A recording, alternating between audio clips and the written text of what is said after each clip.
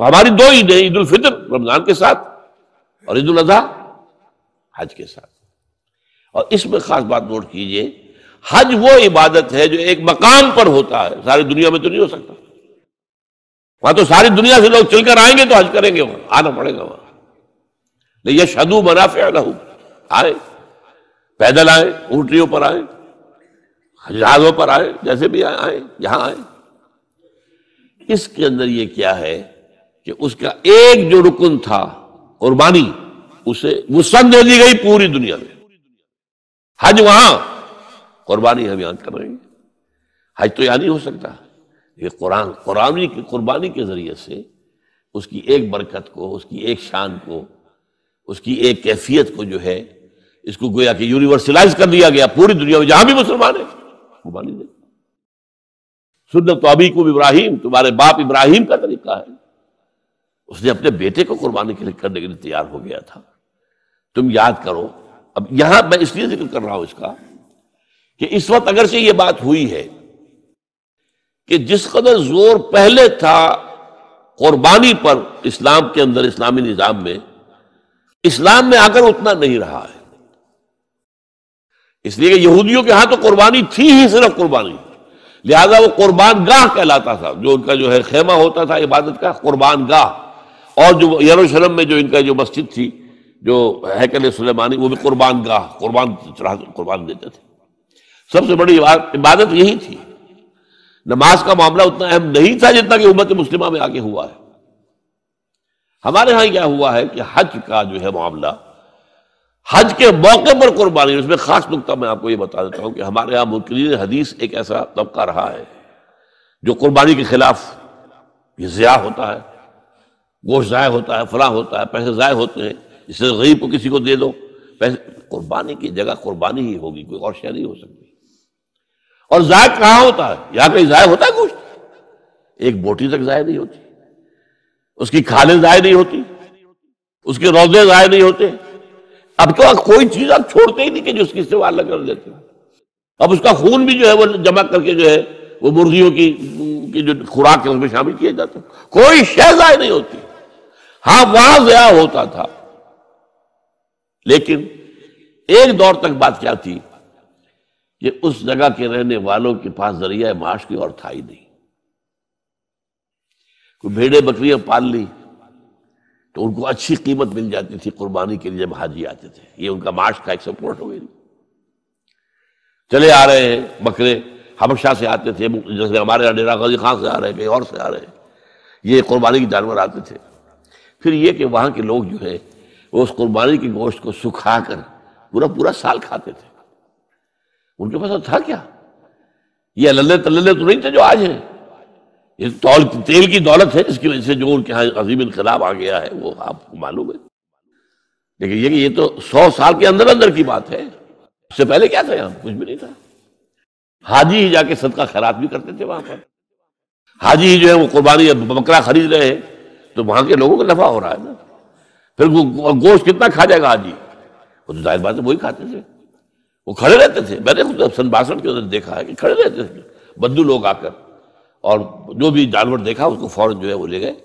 وہ تو زیادہ ہم لوگ جو کرتے تھے وہ جلدی سے اس کی وہ کھال اتروائی اور کلیجی نکال کے لا کے جو ہے وہ اس کو بھون کر کھا لیا اپنے کیمپ کے اندر. اور اس وقت تک یہ تھا کہ مینا کے اندر کیمپ بھی ایسے ہوتے تھے، کھلے جگہ، بڑے جو ہے گوشت پک رہے ہیں اور کھا رہے ہیں. اب تو وہاں جگہ ہوا ہی نہیں سرے سے. نہ معلوم کتنی چوڑا کرتے جا رہے ہیں. کئی پہاڑ کاٹ دیے تاکہ یہ مینا کی وادی چوڑی ہو جائے اور چوڑی ہو جائے اور چوڑی ہو جائے. لیکن وہ تو ظاہر بات ہے کہ اب جو بڑھتا جا رہا ہے تعداد کا معاملہ. لیکن یہ کہ یہ بالکل بکواس تھی کہ کوئی ضائع ہوتا ہے. ضائع کہاں ہوتا ہے؟ ضائع وہاں ہوتا تھا. اس لیے اس کو وہ کہتا تھا غلام احمد پرویزی کہ وہاں جائز ہے. بھئی وہاں تو تم جو جس کو جائز کہہ رہے ہو تو ضائع ہونے کا تو اگر معاملہ تھا تو وہاں تھا. آپ کو یاد ہوگا یہ افغان جہاد جب ہو رہا تھا تو پورے بڑے 747 جہاز بھر کر قربانی کے گوشت کے آتے تھے یہاں افغانستان میں مجاہدین کے لیے. اور وہاں جو یہاں پہ جو ان کے وہ تھے مہاجرین تھے ان کے لیے پورے ان کے جو جہاز بھر کر آتے تھے. اتنا گوشت وہاں ہوتا ہے. تو اس اعتبار سے لیکن اصل میں کیا کیا ہے، اب وہاں قربانی جو ہے وہ صرف ایک قسم کا حج کرنے والے کا فرض ہے. حج 3 طرح کا ہے. افراد، قران اور تمتع۔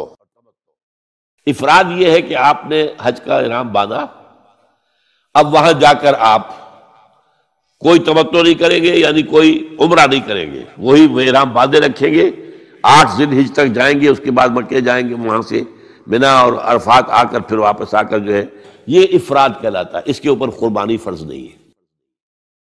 قران یہ کہلاتا ہے کہ آپ گئے، آپ نے عمرہ کر لیا لیکن احرام نہیں کھولا، وہی احرام چلتا رہا یہاں تک کہ آپ پھر 8 ذی الحجہ کو وہاں سے نکلے، پھر سارے مناسک ادا کر کے پھر آ کر آپ نے کھولا، اس پہ بھی قربانی فرض نہیں ہے۔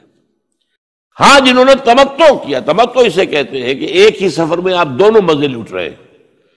پچھلے زمانے میں کیا تھا؟ حج کے لیے علیحدہ سفر، عمرے کے لیے علیحدہ سفر، وہاں یہ نہیں تھا۔ یہ تو حضور صلی اللہ علیہ وسلم نے پھر آسانی پیدا کی ہے، اس لیے کہ ایک دور میں تو حج جو ہے بس عرب کے لوگ ہی آتے ہوں گے نا صرف، اور کہاں سے کوئی آتا ہوگا، لیکن حضور صلی اللہ علیہ وسلم کے تو معلوم تھا کہ امت کہاں سے کہاں پہنچے گی۔ انڈونیشیا کے آخری جزیرے سے چل کر لوگ آئیں گے اور امریکہ کے مغربی ساحل سے بھی چل کر آئیں گے، یہ آئے گے کہ نہیں آ رہے ہیں۔ تو بجائے اس کے کیا، اگر ان کے لیے عمرے کے لیے علیحدہ سفر ہوتا تو وہ ان کے ناقابل برداشت تھا۔ تو ایک احرام میں عمرہ بھی اور حج بھی۔ اب ہم تمتع کرتے ہیں، جو بھی یہاں سے جاتا ہے اس کو حج تمتع کہلاتا ہے۔ افراد، قران اور تمتع۔ تمتع یہ ہے کہ آپ گئے، آپ نے یہاں سے احرام باندھ لیا، وہاں جاتے عمرہ کیا، احرام کھول دیا، اب آپ آرام سے مکے میں رہیے، آپ کے اوپر کوئی احرام والی پابندی اب نہیں ہے، ختم ہو گئی۔ اس کے بعد 8 ذی الحجہ کو آپ نے احرام باندھا حج کے لیے، اور وہ 3 دن کے بعد 4 دن کے بعد کھول دیا اس لیے۔ تو یہ جو آسانی پیدا کی گئی اور ایک سفر میں آپ کو حج اور عمرہ دونوں کی اجازت دے دی گئی، اس کے شکرانے کے طور پر قربانی وہاں ہوتی ہے۔ ورنہ جو افراد کرے حج مفرد یا مقرن قران والا حج، اس پر قربانی فرض نہیں ہے۔ البتہ پوری دنیا میں جہاں مسلمان ہیں صاحب استطاعت پر یہ لازم ہے، واجب ہے، یہ شاعر اللہ میں سے ہے۔ وَالْبُدْنَ جَعَلْنَاهَا لَكُم مِّن شَعَائِرِ اللَّهِ لَكُمْ فِيهَا خَيْرٌ فَاذْكُرُوا اسْمَ اللَّهِ عَلَيْهَا صَوَافَ فَإِذَا وَجَبَتْ جُنُوبُهَا فَكُلُوا مِنْهَا وَأَطْعِمُوا الْقَانِعَ وَالْمُعْتَرَ۔ یہ جو قربانی کے اونٹ ہے، وہاں تو قربانی کے زیادہ اونٹ ہوتے تھے اس وقت حضور کے زمانے میں، یہ تو اللہ کے شاعر میں سے ہے۔ کعبہ اللہ کا شاعرہ ہے، ان الصفا والمروہ من شعائر اللہ، تو اسی طرح قربانی کا جانور بھی شاعر اللہ میں سے ہے، اللہ کے نام پر ان کے گلوں میں پٹکا باندھ دیا جاتا تھا۔ یہ جو ہے کہ یہ اللہ کے نہیں ہے، بیت اللہ کا ہدیہ ہے، وہاں جا رہے ہیں، تو یہ بھی اللہ تعالیٰ کے شاعر میں سے ہے۔ تو یہ عید الاضحیٰ جو ہے، ایک بات تو یہ بڑی پیاری ہے، اس کی طرف سے توجہ دلا رہا ہوں کہ اس دین کا ذرا دیکھیے مزاج۔ 2 سالانہ عیدیں، یہ ہوتا کیا اس میں؟ کوئی کھیل ہوتے ہیں، کوئی ڈرامے ہوتے ہیں، کوئی کیا ہوتا ہے؟ کچھ نہیں، 2 رکعت نماز، جاتے آتے تکبیرات، کبر ہو تکبیرہ وَلِتُكَبِّرُوا اللَّهَ عَلَى مَا هَدَاكُمْ، یہ یہاں بھی آیا ہے، سورہ بقرہ میں بھی آیا۔ تو یہ سارا معاملہ جو ہے 2 رکعت نماز، آپ نے اجلے کپڑے پہنے، نہائے دھوئے گئے، نماز پڑھی 2 رکعت، خطبہ سن رہا ہے، یہ عید ہے۔ کوئی یہاں پر کوئی جو ہے وہ ہنگامہ نہیں، کوئی جشن نہیں، کوئی گانے بجانے نہیں، کچھ بھی نہیں، یہ سادگی، اللہ کی تکبیر، اللہ کا حمد۔ بعد 2 رکعتیں بھی ہیں تو 6 اضافی تکبیرات کے ساتھ ہیں۔ 2 رکعتوں میں جو تکبیرات ہوتی ہیں آپ کی، تو عام طور پر تو ایک ہی تکبیر ہے نا، یا پھر اہل حدیث حضرات جو ہے وہ تکبیریں، اہل حدیث کے 12 تکبیرات ہیں اضافی عیدین کے لیے۔ بہرحال یہ عید الاضحیٰ جو ہے یہ ہمارے اندر اس روح قربانی کو باقی رکھنے کے لیے ہے۔ ہوا کیا ہے اس 1400 سال میں بدقسمتی سے؟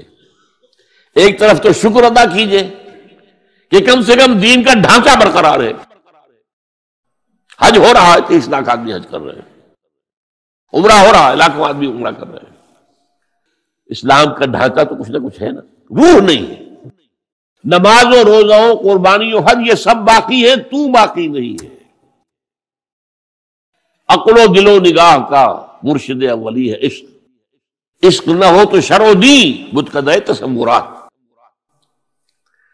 یہ روح جو ہے اللہ کی محبت، اللہ کے ساتھ وفاداری ہے۔ اللہ کے لیے ہر شے قربان کرنے کو تیار ہونا. ان صلاتی و نسکی و محیای و مماتی للہ رب العالمین.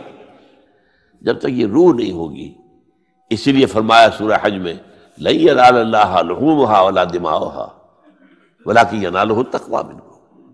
دیکھو تم اونٹ اگر ذبح کرتے ہو یا بکرا یا کوئی اور چیز، بیل، گائے، اللہ تک ان کا نہ گوشت پہنچتا ہے نہ خون.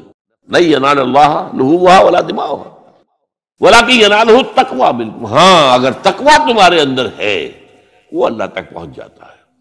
روح تقوی وہ ہے نہیں. ایسا بھی ہوگا کوئی بہت بڑے سیٹ ہوں گے، وہ کوئی 50,000 کا میڑا خرید کر اور پھر اس کو جو ہے وہ اس کو مہندی لگا رکھی ہے اور رنگ لگا رکھے ہیں اور ریشمی چادریں ڈالی ہوئی ہیں اور لے کر پھر دکھا رہے ہیں کہ اس شان کی قربانی ہم دیں گے. یہ تو سب دکھاوا ہے. اگر وہ اس میں وہ روح نہیں ہے تو کچھ نہیں ہے، دینے کی اس کی کوئی قدر و قیمت ہی نہیں. تو اللہ تعالی ہمیں ان عبادات کے اندر اصل روح جو ہے وہ پیدا کرنے کی توفیق عطا فرمائے. هي الحلقات تحفظني بآيات من القرآن، هي الحلقات تملأني بحب المصطفى العدنان، هي الحلقات تحفظني بآيات من القرآن.